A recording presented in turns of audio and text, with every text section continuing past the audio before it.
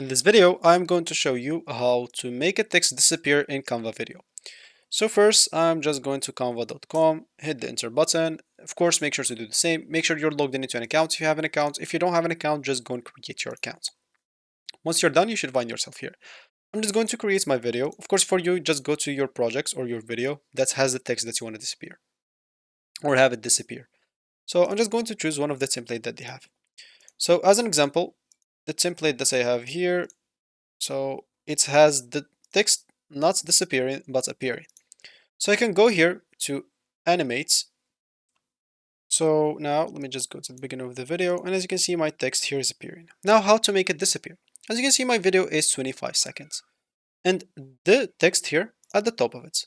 All I need to do is simply lower the timeline of the text.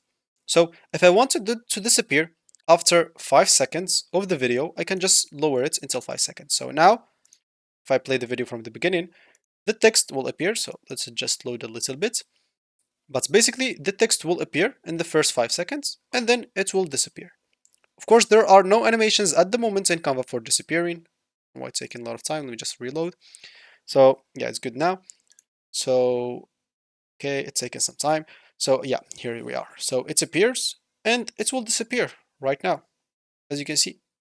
Of course, it's disappear like the same animation as it appears. So if I go here to animate and choose, I don't know, I'm just going to choose like this one. Why not?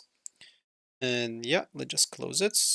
And let's just make it smaller a little bit so we can see it faster. So here as you can see, it's gonna appear and now it's gonna disappear, as you can see. So just lower the timeline of it.